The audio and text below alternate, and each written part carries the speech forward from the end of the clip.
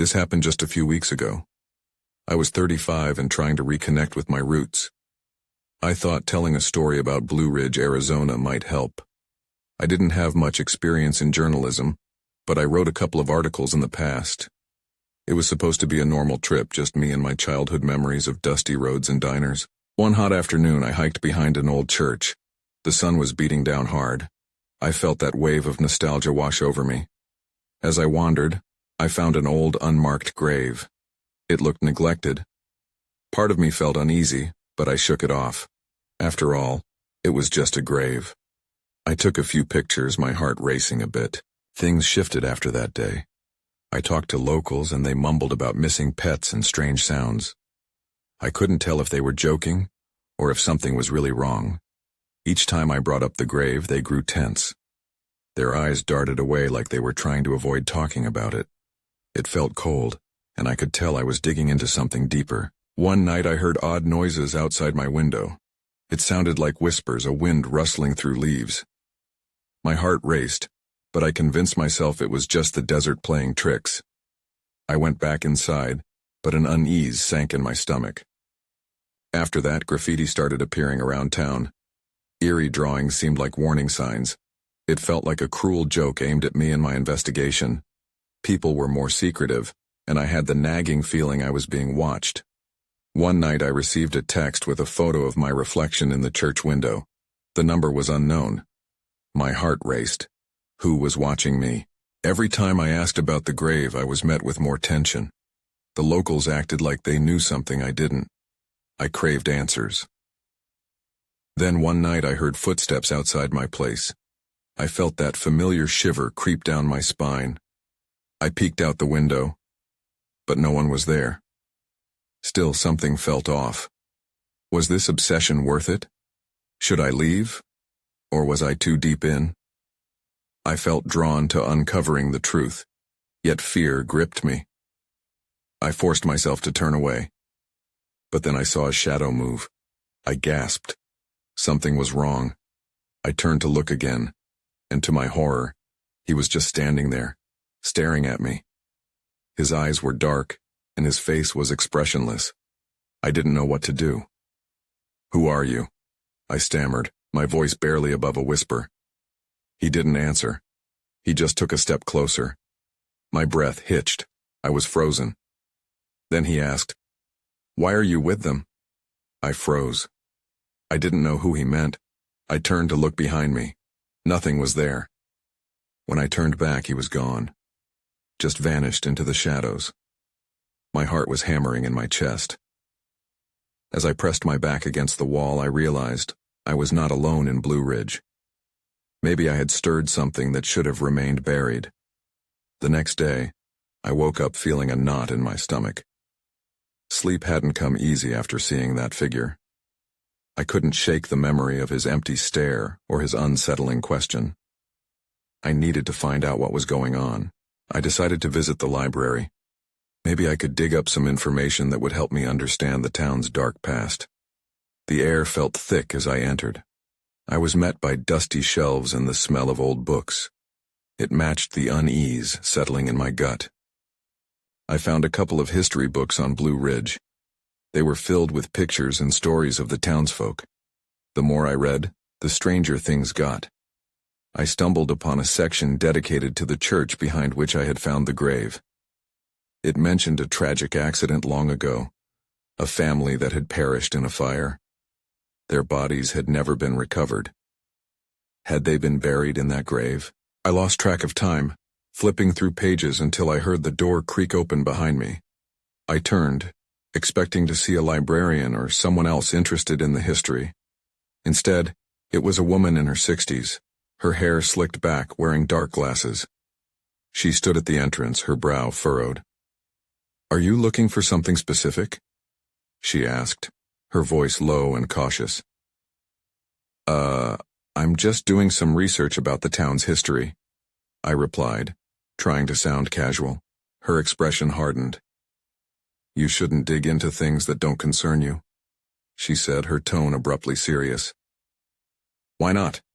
I shot back, an edge creeping into my voice. "What happened here?" Some stories are better left untold. With that, she turned and walked away, her footsteps echoing down the hallway.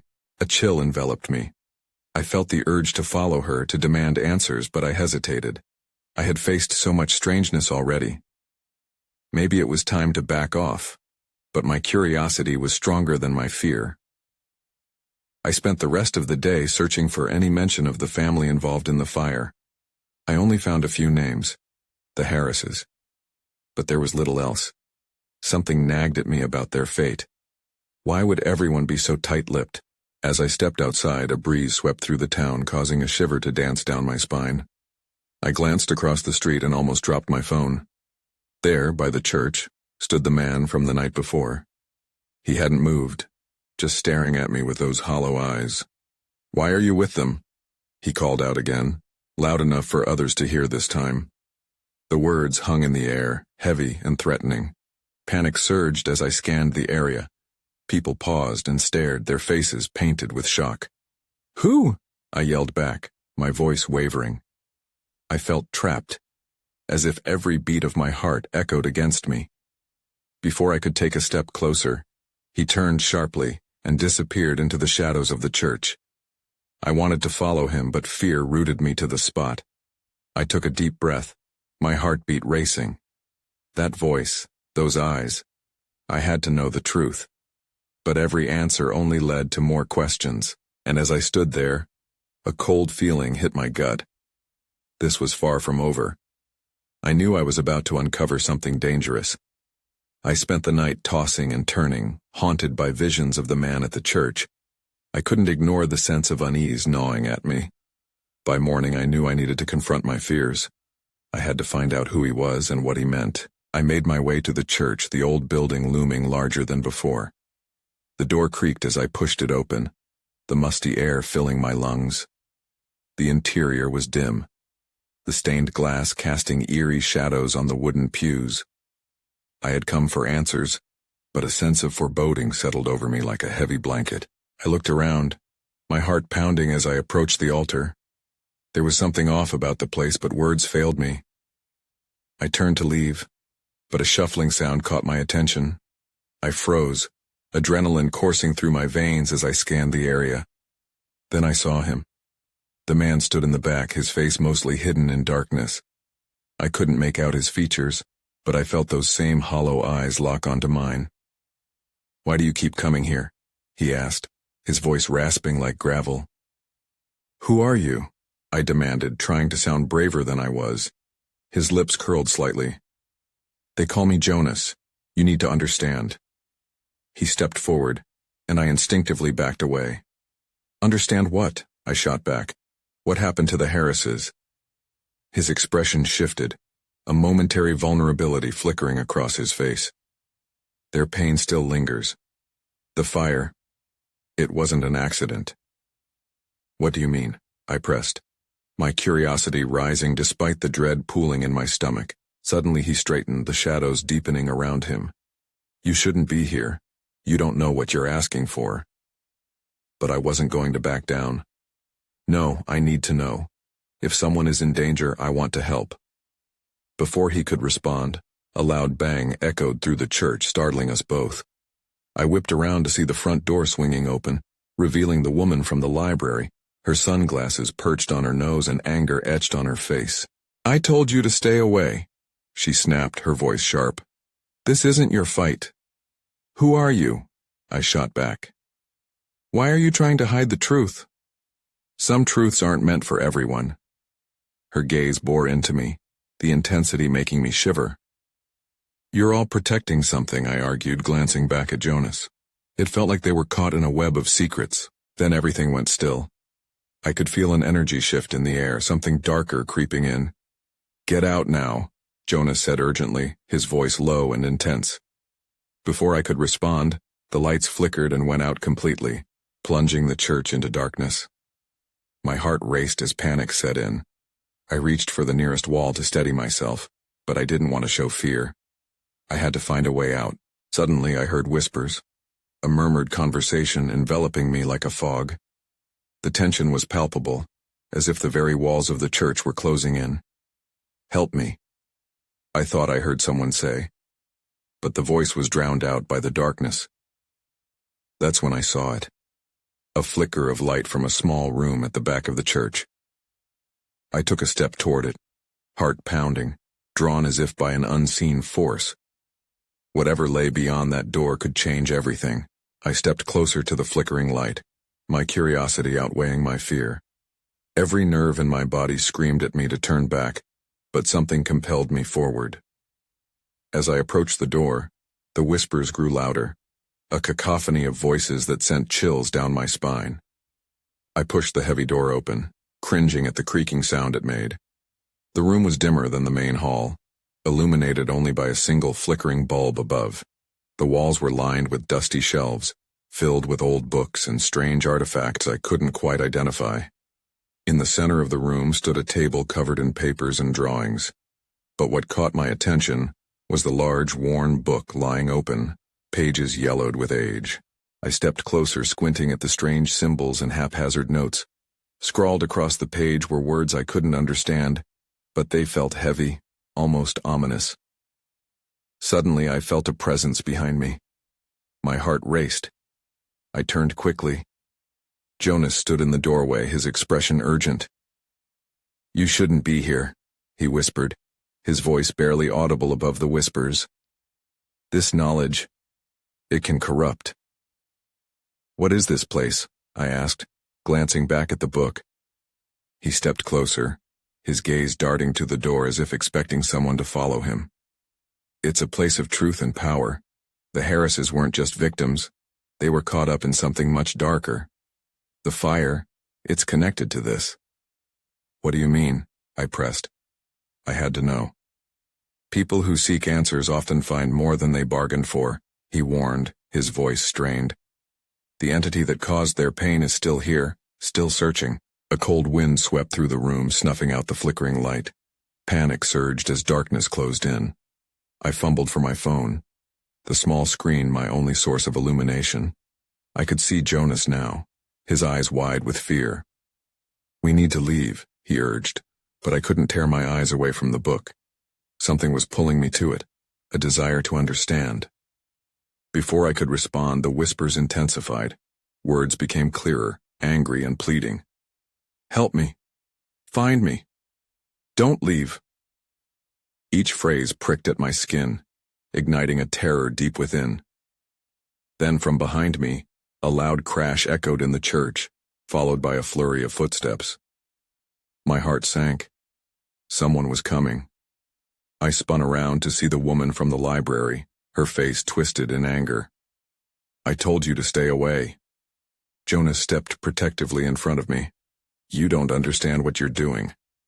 You're letting her in on things that aren't meant for her." "What's happening here?" I demanded, my voice trembling. I sensed that whatever danger lurked in the shadows was about to reveal itself. The woman shouted, "You need to run, now," but I hesitated. I needed to know. What had really happened to the Harrises? As I stood frozen, I caught a glimpse of something dark moving in the corners of the room. An icy chill swept over me as realization dawned. Whatever was hidden in this church was alive. I backed away from the table, but my instinct to flee was overridden by a morbid curiosity. I had to uncover the truth, no matter what it might cost. As the tension spiraled, I felt the air grow heavy with anticipation, a reckoning waiting to unfold. The darkness felt thick, pressing against me as I tried to make sense of what was happening. I took a step back, bumping into Jonas, who was just as panicked as I was. "We have to go, now," he urged, grabbing my arm and pulling me toward the door. But just as we reached the threshold, the woman blocked our exit. Her features were sharp and a deep sadness lingered in her eyes. "You don't want to know the truth," she said, her voice trembling. "It's not a story for the faint of heart. You'll wish you hadn't started this." I glanced back at the open book, its pages now fluttering as if caught in a breeze, and then at the woman. I could see in her face that she knew something vital, something I was desperate to understand. "What happened to the Harrises?" I asked, feeling a strange mix of fear and determination. The woman inhaled sharply, glancing nervously toward the shadows. Their desire for knowledge turned them into something they never wanted to be. It was too late for them. Jonas pushed harder against my arm. "We can't trust her, we need to run." "Please," I said, my voice rising. "I have to know. Just tell me what happened." Before she could respond, the shadows seemed to stretch and coalesce into a dark figure looming behind her. My breath caught in my throat. It was impossible to discern its shape, but I could sense malevolence radiating from it. The woman turned, her face paling. "You've awakened something," she screeched, stumbling back. The whispers erupted again, louder and more chaotic, pressing against my mind like a heavy fog. "No, stay back!" I shouted, feeling an overwhelming need to protect the woman. My heart raced as the figure moved closer, dark tendrils reaching toward me as if trying to pull me in. Jonas dragged me away with surprising force, pulling me out of the room and into the main hall. "We need to get out of here," he yelled as he dashed toward the nearest exit. We burst into the cold night air, gasping for breath. I turned back to stare at the old church, feeling a strange mix of relief and regret. In my gut, I knew this wasn't over. The whispers still seeped from the building, a haunting melody that echoed in my mind. "What did you feel in there?" Jonas asked, his voice tight. "What did you see?" "I don't know," I replied, shaking. "But the book, it was calling to me. It felt like there was something in it, something waiting to be uncovered." "Don't you get it?" he said, eyes wide with fear. "That thing is still inside. It craves what we know." Before I could respond, the ground trembled slightly beneath us, and a low growl resonated from the direction of the church. I glanced back, my heart sinking. Then everything went dark. I jolted awake, gasping for air. The darkness pressed against my eyes, but I could see a faint glow in the distance. My body felt heavy, like I'd been pulled from the depths of something dark.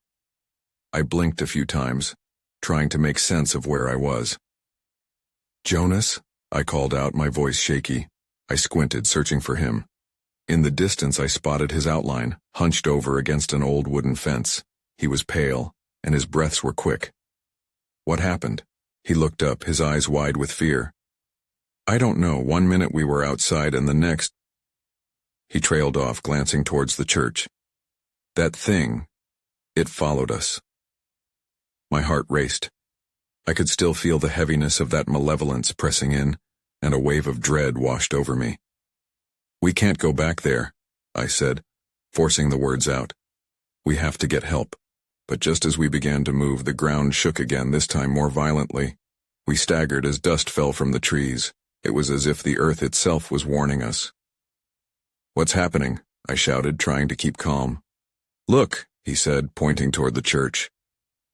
A figure stepped into the light. It was the woman from before, her face twisted with anguish. "Why are you here?" she called out, her voice piercing through the night. "You shouldn't have come back." I felt a pull towards her, like she held a thread of truth that I needed to grasp. "We're not going back," I yelled. "We came out here to find out what happened to the Harrises." She shook her head, desperation clouding her features. "Then you must listen. The truth, it cannot be undone. You are at the edge of a darkness you cannot comprehend." "Stop," Jonas interjected, stepping in front of me. "You need to tell us what happened." The woman faltered, her expression shifting from fear to something like resignation. "The book is a mirror. It reveals what you truly desire, and your greatest fears. The Harrises sought knowledge, and in doing so, they lost their souls to the shadows." The ground beneath us shook again, stronger this time. I was pulled into the moment, caught between her words and the encroaching darkness. "What do you mean, lost their souls? Are they still inside?" She nodded solemnly. "When you opened that book, you invited their fate to linger on your path. You need to choose. Will you turn away, or dive deeper into the abyss?" I felt the weight of her words settle in. Jonas looked at me, panic spreading across his face. "We need to go now." But before I could reply, light erupted from the church, illuminating the night with an unearthly glow. The shadows recoiled, screaming softly, almost in pain. I felt a surge of fear, but also an impossible urge to step closer. Is this what they experienced? I wondered aloud, the whispers echoing in my mind, almost seductive in their call. That is the choice, the woman said. You have to decide. And just then, a loud crack echoed like thunder, and the lights from the church flickered ominously. Without thinking, I took a step forward, drawn to the light. Then, everything shattered around us. The light enveloped me, a blinding force that took away all sense of direction. My body felt weightless, suspended between nothingness and an all-consuming brightness. The noise faded into a faint hum, like the distant echo of laughter or whispers that couldn't quite be understood.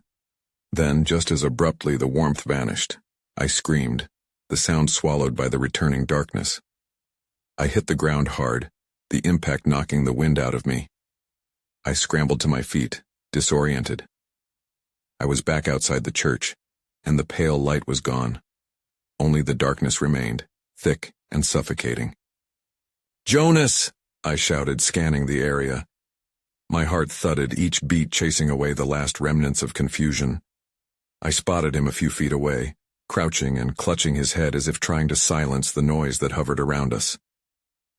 "Are you okay?" I rushed to him, feeling the urgency claw at my insides. "What just happened?" He looked up, his eyes wide and glistening. I don't know. I could hear them. The voices." His words trembled, and I realized they weren't just trembling from fear. They conveyed a creeping revelation. Voices. My stomach twisted. "What do you mean?" He shook his head, straining to collect his thoughts. It was like they were calling for help. They sounded lost, trapped. The woman's warnings echoed in my mind. The idea that the Harrises had sought knowledge only to lose themselves made my blood run cold. What if we've awakened something? Jonas rose to his feet, brushing off dirt and dread. What if we have? He looked back at the church, now just a looming shadow against the dark sky. We need to leave now. We can come back with someone. As much as I wanted to agree, something ignited in me, a flicker of defiance against the growing fear. No, we can't run from this. They need our help. Before he could respond, a low rumble filled the air, a sound like thunder rolling in from nowhere. The earth beneath us vibrated, but this time there was a different weight to it. Heavy, pulse-like. I felt it in my bones. What is that? Jonas stepped back, eyes darting around. I didn't know whether to fight my instincts or cling to them. My gaze fell to the church. It's coming from there, I whispered, a grim fascination pulling me closer. Jonas gripped my arm. Don't. We don't know what's happening. But my feet moved of their own accord, dragging me towards the structure. Then I noticed something. A figure illuminated against a flicker of unreal light emerging from the entrance. It was a child, standing just inside the doorway, her small frame silhouetted against the glow. "Help me," she called weakly, her voice quaking with desperation. That was when I turned to Jonas. "We have to go in, now." "Are you crazy?" he shouted. It might be a trap, yet the child's eyes bore into mine. There was something innocent and raw about her plea. I took a breath, determined. I can't leave her. "I won't let you." But before he could finish, another shake rumbled through the earth, more violent than before, and I knew that time was running out. My choice was made. The darkness was calling, and I was ready to answer. I stepped toward the church, feeling the cold air wrap around me like a shroud. "Wait," Jonas called out, his voice strained. I didn't turn back. I had to know what was happening. Had to know if the child was real or just a trick of the shadows. As I approached, the glow brightened, illuminating details I hadn't noticed before. The ancient wood of the church door was splintered, and the hinges creaked ominously as I pushed it open. "Help me." The girl's voice echoed again, more urgent this time. I could see her features now, hollow cheeks, big eyes that seemed too large for her small face. "Stay back," Jonas shouted, finally catching up to me. I felt his hand grip my shoulder, but I shrugged it off. "Why are you doing this?" I called into the darkness. "What do you want?" A chill ran down my spine, but I couldn't show fear. Not now. The girl stepped further into the light, her form shivering as if she were caught in a draft. "They won't let me go. You have to help me." "Who won't let you go?" I took another step inside.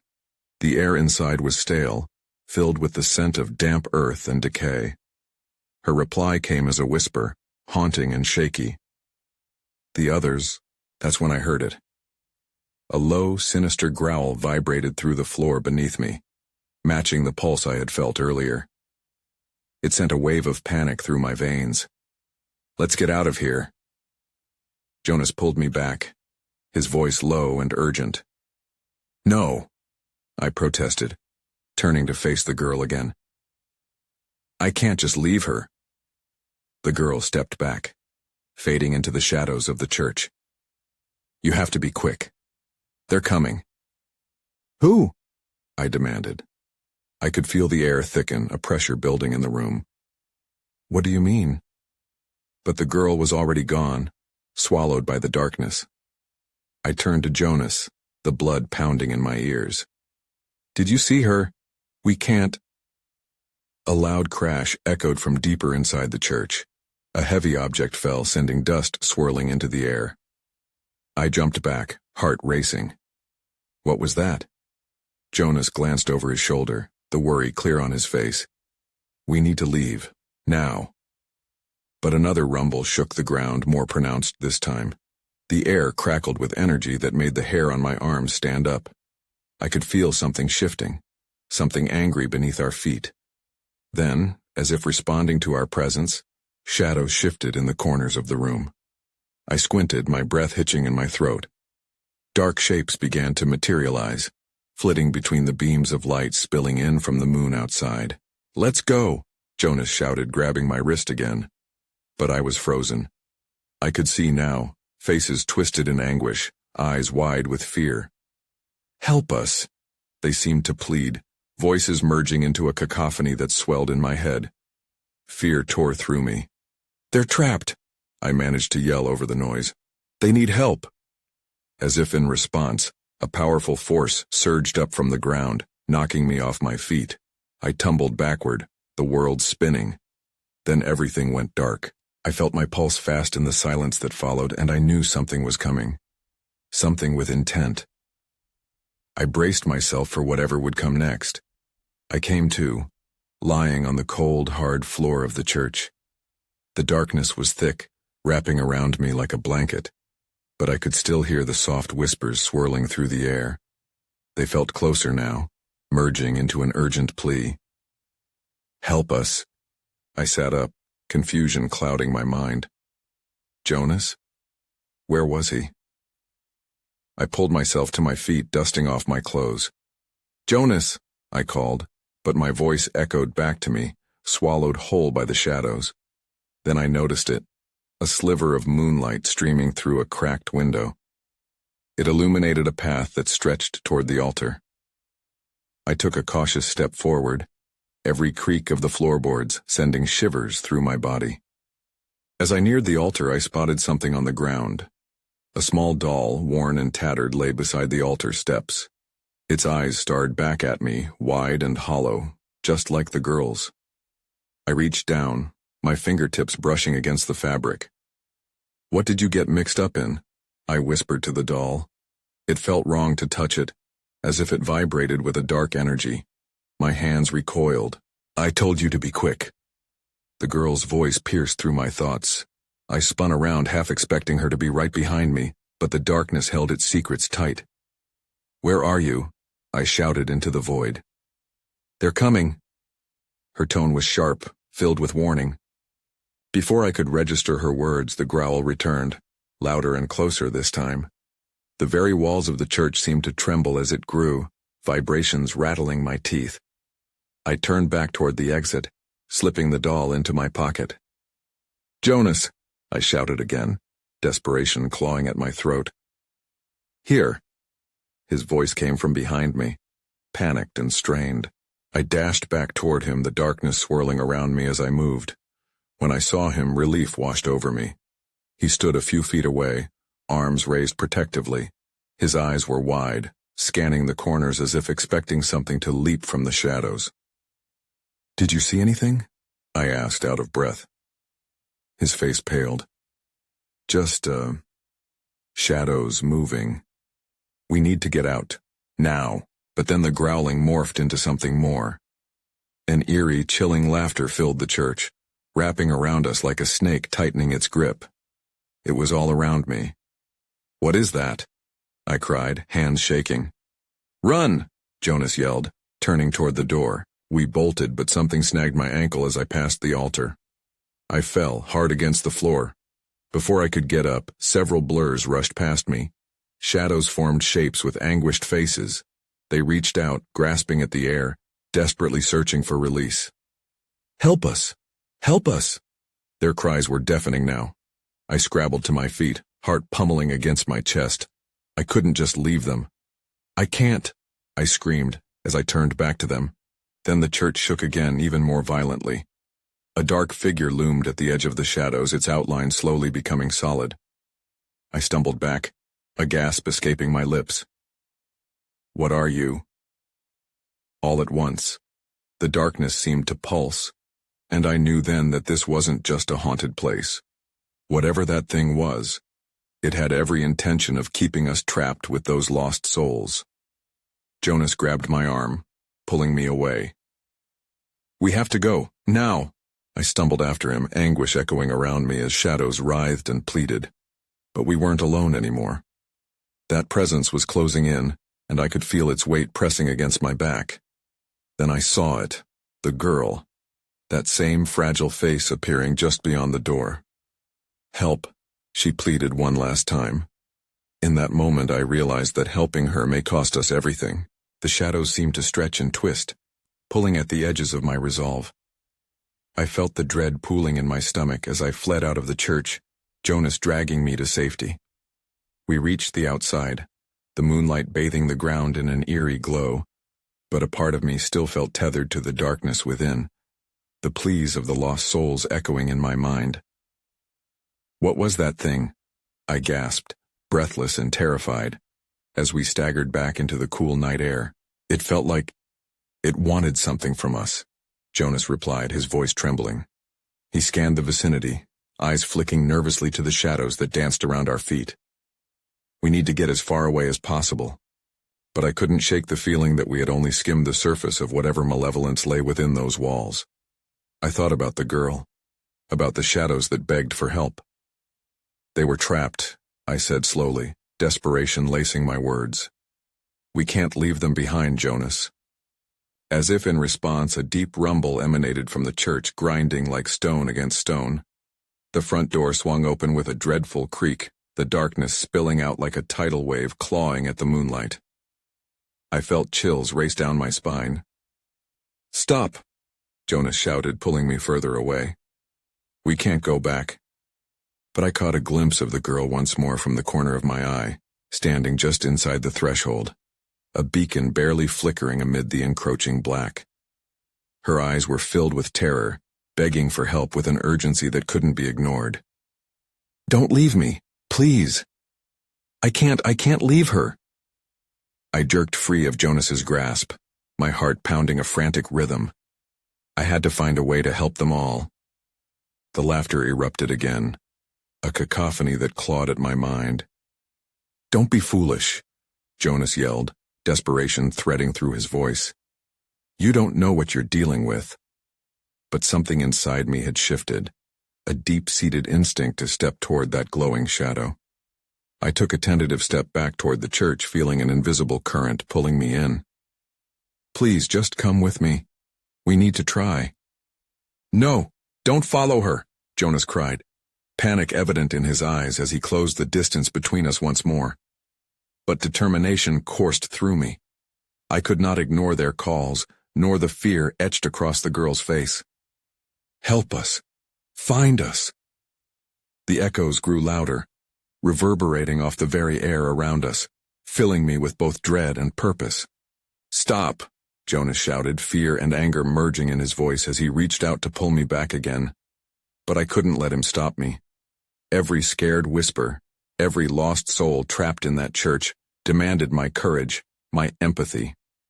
I broke free, racing back toward the church's looming door. I could feel the darkness swirling behind me as I stepped over the threshold, pulling the air from my lungs with an icy grip. Inside, the shadows writhed, forming into shapes that beckoned for release. The girl stood at the altar, her fragile figure wavering in the dim light. "Quick, help us," she urged, her voice trembling with urgency. As I rushed towards her, the whispers intensified, swelling in a crescendo of fear and anguish. "Help us! Free us!" There was no turning back now. Whatever I had awakened, I was ready to confront it. I took deep breaths, steeling myself for the surge of darkness around. "I can help you," I called out, clenching my fists against the palpable fear that prickled my skin. Just then, the deep growl rumbled again, a force of malevolence that crackled through the air. The shape coalesced from the depths of the shadows, its formless essence swirling with determination. "Bind her!"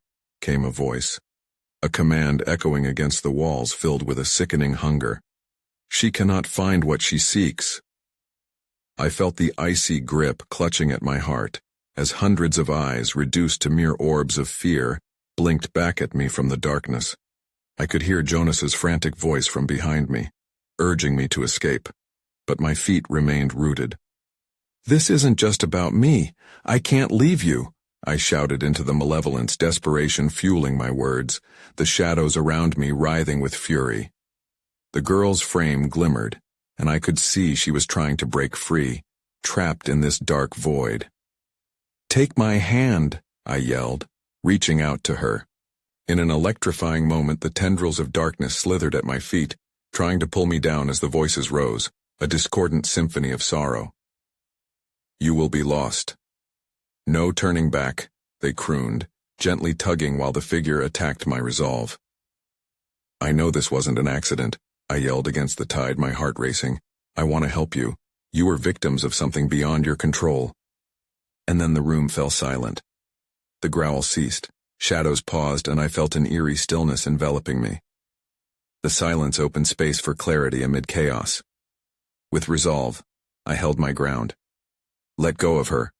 We're going to free you." The shadows quivered around me, uncertainty seeping in. The girl's big eyes locked onto mine, filled with hope that flickered like the light barely illuminating the chaotic room. "Are you sure?" she whispered, voice trembling. But before I could answer, something slammed against my chest like a weight, a truth I couldn't escape. I was delving deeper, chasing after answers that unearthed fears I'd never asked for. A moment passed, and with it, a shift. The shadows receded, almost reluctantly, leaving space for the glow to thrum through the air. "Help us," the girl whispered once more, gripping the edge of the altar. And there, half hidden in the glow, was the book, the source of truth and torment, its pages rustling like torn wings. Every instinct warned me away, yet it felt inevitable. "We have to confront whatever this is," I muttered, torn between instinct and dread.